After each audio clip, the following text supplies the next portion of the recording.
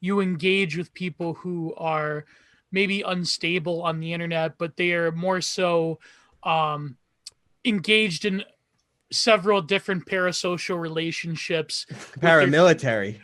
yeah. Paramilitary operations, Well, it unbeknownst to becomes like you, that because then you participants. have to support a cult leader, and it's like if you fall out of favor with that particular cult of personality, then it's like now you become this like target, and it's They really set their sad. Jannies after you, and They their send their Jannies after you, and the they block you, capos, and yeah, exactly, Lev. carrier pigeons. Well, no, you're lucky if you get a carrier pigeon and you work things out. But it is true. I feel that the internet has created this sort of egoic negative feedback loop. Meme Analysis, who's been on the show, has great videos What on it is essentially is it's World War III. That's what yeah, online. It's virtual war. It's a psychic war. When civilians are militarized without even knowing it, that's the last war. It's the info war. It's the info, but the info war. As I've said in this recent, I wrote this article for my good friend Bill Marchand. He's publishing this book, a collection of different essays in Terror House. I said right off the bat about the age we're living in. The info war is really like a proxy for the spiritual war. Soul war, we're all engaged in.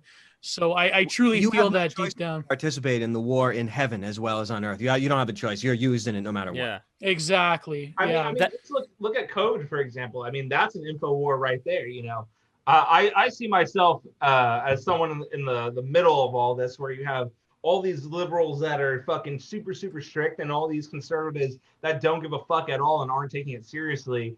And you know, they're you know, you have the liberals that are just listening to fucking CNN, and the conservatives just listen to Fox News, because I know people on both sides, and it's just like, you know, it's driving me insane, where it's like, you don't have to, you know, be super strict, but like, you know, actually like, you know, take some concern and shit like that. And it's just, you know, it's driving me insane. And that's the info war right there. You know, you have it's chemical warfare mixed with info war. Well, that's the basic point that Foucault was making about power knowledge, in that power produces knowledge. It's not that power is knowledge. Knowledge is power. It's that power itself, the discourses of power produce knowledge. So the knowledge that we're getting out there is by and large a product of power.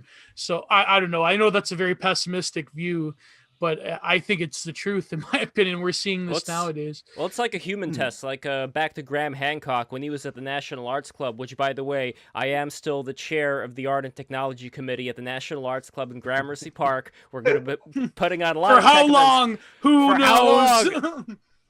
Yeah, well, anyway, when Graham Hancock was there for the 4th time, he was talking about how in certain cultures they have this idea that when you go to the afterlife, they ask you, so you had a chance to be born as a human being, what did you do with this amazing opportunity? So in a way, I see like everything that we are all in to different extents, it's all a human test. Like you've been thrown into, like instead of being thrown into a pig pen, like that torturous place in China, you know, the one they constructed recently with the pigs. It's like a multi-level. Evidence?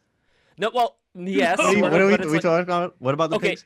Okay, so in China, they recently built this giant facility to process pigs. You mean the school and the that's my wife you're talking about. So Lev, I thought you were talking about some Robert Pickton stuff where you get fed to the pigs. No, never mind. No, that was. I don't know why I'm thinking about that. No. My point is that is one level of hell. Like people think of hell as fire and brimstone. It could be reincarnated as a pig that's living in China in one of these factory farms. But you know what I mean? But another way that you could be reincarnated is, I think, as a human being that has all these opportunities, but is also weighed down by all this technology. We're constantly like, I look at myself, like whenever I'm on the phone, I'm just like, fuck, why am I looking at this thing? I got to put it down. You know, so this is the test that we're under right now. And I think that my own hypothesis here is that I agree with Jason Giorgiani that there may come a time when certain latent abilities that we've forgotten about are going to come to the fore, and people are going to know that there is such a thing as the astral plane. There is such a thing as being able to go to this place, meet other people there, which is like an inner internet. And I think that is really the only thing that people can use now, especially like during the lockdowns and all that, to try and harness that and build up resistance to the internet that's constantly grabbing their attention. and power themselves spiritually so as to go into these realms and maybe use that as a way to fight against whatever whatever may be coming down the road. Yeah, hell is division. Hell is being divided from God. Hell is being divided from the people around you by whatever label you choose. That is hell, and that's how it's never gonna go away through conventional means. But in terms of the transcendence and the astral realm and such, I mean, there is such a thing as things happening for a good reason. It's actually to sort of transcend mankind or whatever the hell. I mean, I don't take anything off the table. You know what I'm saying? I hear anything, no matter what it is. But no matter what, hell is being divided. Having your social presence and sort of worshiping it all the time, not worshiping it, but always having it on your mind. It sort of creates another thing. It creates another thing that has needs and makes demands and does things. Like it's another division from the self that I'm not sure in which way could be used positively, because the test that you're saying is to remain intact, and the body is going to have a hard time remaining intact in this age. But if the body is tampered with enough, the soul has a hard time remaining intact also. So you're coming to a point of real extremity, of real things that are biblical in magnitude, like things that can be done to consciousness, things like that. And we're coming into the age of that. And I don't know what the hell it means. I just know that I would prefer not to come back for another spin with the next generation, because it'll be like something that goes beyond the science fiction movies that have been prepping you for this eventuality. Like Tupac said, my only fear of death is coming back to this bitch reincarnated. Hell yeah. If I'm gonna be reincarnated, it better be when we actually have cyberpunk, because now we have all the fucking dystopia of the cyberpunk without any of the cool aesthetics. And yeah, you don't. I was going to say, you're not going to get the cool aesthetics. You're not. No, you see the brutalism. You see the modern architecture. You see the cubes. Beauty is a thing of the past, and the planet must be shaved of its trees. I liked what Trump did recently. That bill he enacted for DC.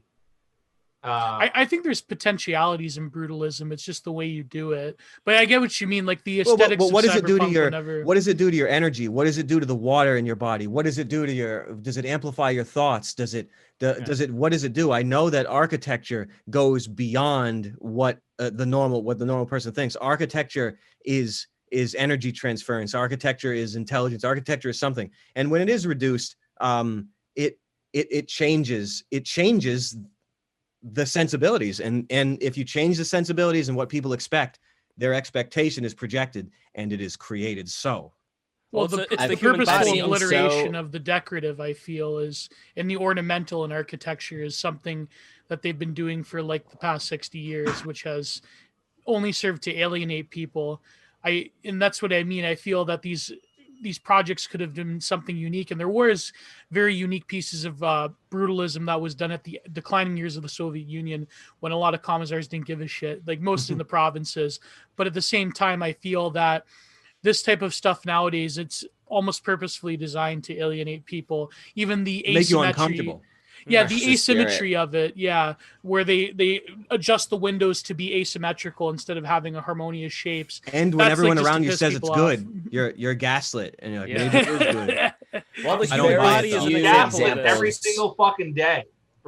I've seen some examples of brutalism done well, but it's like it's less than 1 out of 10, where it's like that's the good example, but for it to be like the federal aesthetic of choice, and it's done so, like, to me it's like offensive to the senses in terms of it makes you like, people dread going to the DMV, right? People dread going to the DMV, so they're like, how do we make it worse? How do we just make the entire experience DMV worse? Occupied government? No, it's the vision. If you look at the series by Robert Hughes Shock of the New, he talks about how the Corbusier and others, the vision of the perfectly planned, harmonious, utilitarian city is something, unfortunately, that's alive and well, because instead of looking at the city as an organic entity that is fit for humankind, it's more of the vision of a singular planner.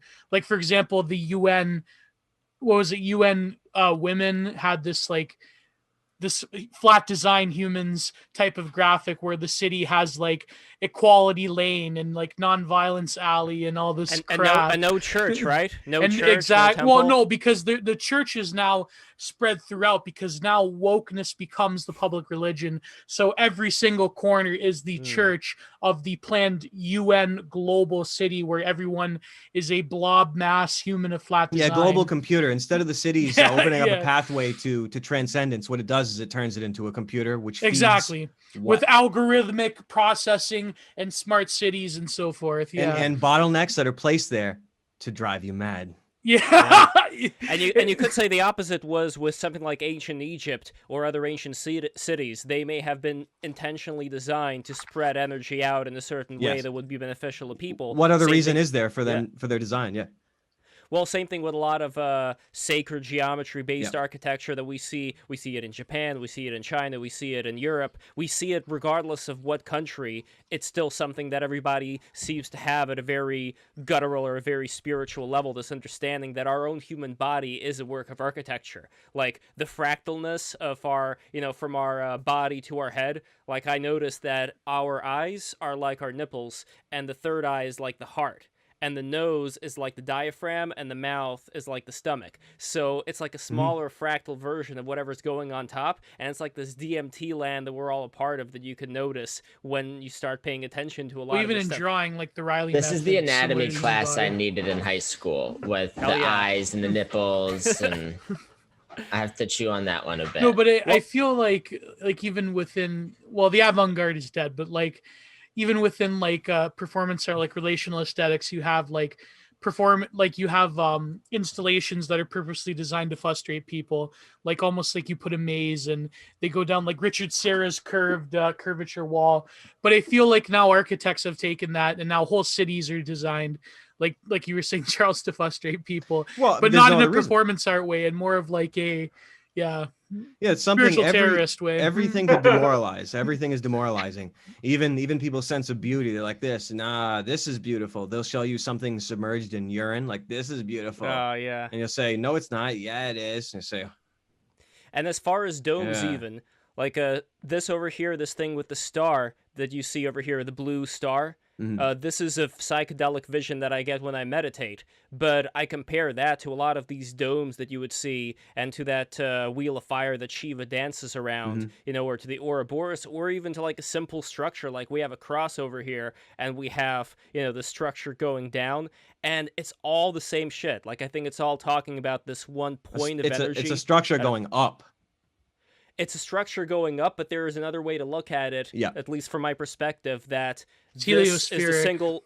Well, this is a single point out of which everything else comes out. So you could say it's like everything coming out of God, and you could even see it whenever you look at pretty much any place. All the perspective lines, they all end up going to one single point. Yeah, and they're a place many individuals can exist in one point.